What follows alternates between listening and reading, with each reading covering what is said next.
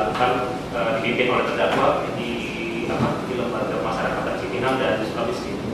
Saya saat diperiksa di Makobrimob itu pernah juga beberapa kali dalam yang dibicarakan itu, salah satunya itu pada saat saya diperiksa jadi saksi PLTS, di situ saya disuruh cabut berita acara, Pak. Yang di mana? Di PLTS pada waktu diperiksa di Makobrimob. Ya, jadi saya disuruh. Saya juga bingung di situ kenapa BAP saya yang diperiksa di KPK bisa ada di tangan Pak Najar. Arahan terdakwa pada waktu menyampaikan tadi saudara itu bagaimana? Arahan Pak Najar itu nama Ibu Neneng itu jangan ada disebut. Kemudian? Yang penting BAP saya itu yang ada nama Ibu Neneng itu semuanya dirubah. Jadi yang karena memang untuk yang di lapangannya kan saya mengetahui. Waktu itu juga Pak Najar sama Pak Hasim itu marah, kenapa kamu menyebut Ibu Neneng itu udah terima uang? Saya jelaskan di situ, saya tidak tahu mengenai uang, Pak. Hanya saya di situ ditunjukkan dua buah cek itu dicairkan oleh Ibu Neneng dan dimasukkan ke rekening pribadinya. Nah di situ waktu saya jelaskan, Pak Hasim dari belakang itu marah memukul saya pada saat di Makobrimob. Nah, pada saat saya di saksi di Tipikor untuk PLTS, saya disuruh buat utang piutang sebesar 2,6 miliar untuk Ibu Neneng itu ngasih pinjaman ke saya. Saya waktu sebelum diperiksa sebelum jadi saksi di Tipikor juga, saya disuruh ketemu Ibu Elsa. Waktu itu ada pengacara. Jadi kita di briefing untuk besok itu, kalau saya tanya ini jawabnya begini, saya tanya jawab begini.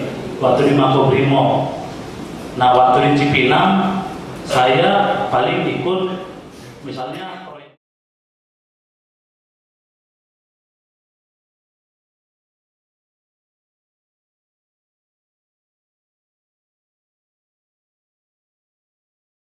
Saya di Makobrimob disuruh merubah BAP semua karena BAP saya dipegang sama Pak Najar. Jadi BAP saya semua yang di Makobrimob itu disuruh merubah pada saat diperiksa di Tipikor. Jadi pada saat di Tipikor itu saya semua merubah BAP saya atas perintah Pak Najar. Perintahnya di situ pimpinannya itu Pak Anas, Pak Najar, keuangannya Bu Yuli. Itu perintahnya pada saat itu. Jadi waktu di Makobrimob itu semua jajaran direksi yang top manajemen ada semua. Bahkan kita dijanjikan siapa nanti yang tersangka akan diberikan 2 miliar.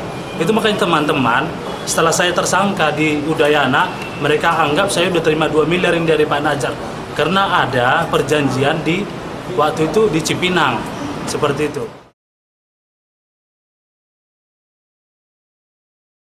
Ya, jadi waktu saya saksi di PLTS, Ibu Elsa itu pernah memanggil saya ke kantornya.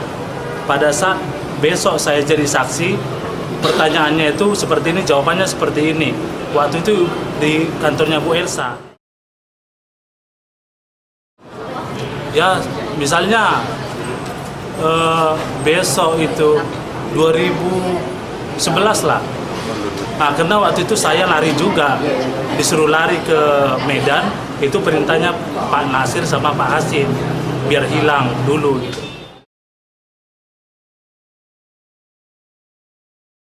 Ya, 3 hari yang lewat, ada yang datang ke rumah itu, saya tanya, kenapa, siapa yang nyuruh kamu? Dia bilang, saya disuruh intai Bapak sama Pak Rama.